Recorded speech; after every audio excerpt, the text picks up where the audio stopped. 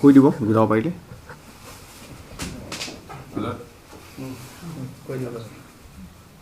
যোৱা দুমাহৰ আগতে SP কনফাৰেন্সত মাননীয় মুখ্যমন্ত্ৰী মহোদয়ে অসমত বাল্য বিবাহৰ সম্পন্নতা বহুত বেছি হৈছে বুলি তেখেতে অতি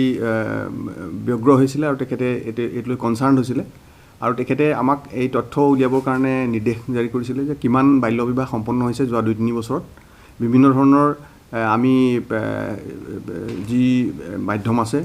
যেনে আমাৰ VTP হওক বা আমাৰ ব্যক্তিগত সোৰ্স হওক এইবোৰ আমি ব্যৱহাৰ কৰি পেলাই আমি তথ্য উলিয়াব লগা হৈছিল আৰু উলিওৱাৰ পিছত আমি যোৱাকালি আমি 126টা কেছ আমি ৰুজু কৰিছোঁ এই বাল্য বিবাহৰ বিৰুদ্ধে আৰু আমি এই সম্বন্ধে 126টা কেছ ৰুজু কৰি এতিয়ালৈকে আমি 53জন মানুহক আমি কৰায়ত্ব কৰিছোঁ আমি জেল হাজতলৈ প্ৰেৰণ কৰিছোঁ মই এইখিনিতে দুটামান কথা ক'ব খুজিছোঁ এই বাল্য বিবাহ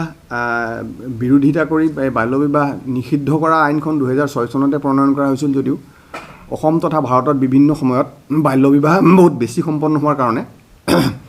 ইনফেণ্ট মৰ্টেলিটি মানে শিশুৰ মৃত্যুৰ হাৰ বহুত বেছি ৱৰ্ল্ড ইণ্ডেক্সত তথা মেটাৰ্নেল মৰ্টেলিটি মানে মাতৃৰ মৃত্যুৰ হাৰো বহুত বেছি গতিকে এই তথ্য এই ইণ্ডেক্সটো লৈ পেলাই ভাৰত চৰকাৰ তথা অসম চৰকাৰ অতি চিন্তনীয় গতিকে তেখেতসকলে ভাৰত চৰকাৰ তথা অসম চৰকাৰে এক নিৰ্দেশনা জাৰি কৰিছে এইটো যিকোনো প্ৰকাৰে বন্ধ কৰিব লাগিব এই মৰ্টেলিটি ৰেটটো গতিকে এই মৰ্টেলিটি ৰেট বন্ধ কৰিবৰ কাৰণে একমাত্ৰ উপায় হ'ল বাল্য বিবাহ সম্পন্ন হোৱাটো বন্ধ হ'ব লাগিব আৰু যিবিলাক বাল্য বিবাহ ইতিমধ্যে সম্পন্ন হৈছে সেই বাল্য বিবাহ এটলিষ্ট ৰিচেণ্টলি সম্পন্ন হোৱা বাল্য বিবাহবিলাক আমি সেই যি ইলিগেল এক্টিভিটিজ হৈছে সেইটো ৰোধ কৰিবৰ কাৰণে আমি গোচৰ ৰুজু কৰি আমি বিহিত ব্যৱস্থা ল'ব লাগিব গতিকে আমি সেই সূত্ৰে আমি গোটেই সমাজৰ ব্যৱস্থাটো ঠিক কৰিবৰ বাবে যাতে ওমেন হেল্থ ঠিকে থাকে যাতে ইনফেণ্ট মৰ্টেলিটি ৰেট যাতে কমি যায় তথা মেটাৰ্নেল মৰ্টেলিটি ৰেট যাতে কমি যায় এই গোটেইবিলাক উদ্দেশ্য আগত ৰাখি আমি এই কাৰ্য আমি হাতত লৈছিলোঁ আৰু আমি 126টা কেছ ৰুজু কৰাৰ বিপৰীতে 53জন মানুহ ইতিমধ্যে আমি কৰায়ত্ব কৰিছোঁ সেই 53জন মানুহৰ ভিতৰত তেখেতসকলৰ হাজবেণ্ডো আছে আৰু কিছু মিডলমেন আছে আৰু কাজী আছে এই গোটেইবিলাক সন্নিৱিষ্ট হৈ পেলাই আমি 53জন মানুহ আমি কাৰ্যতা কৰিছোঁ ক'ব নোৱাৰিম বাঢ়িবনে নাবাঢ়ে এই 126টা আমি যে ৰুজু কৰিছোঁ এইকেইটাৰ ওপৰত আমি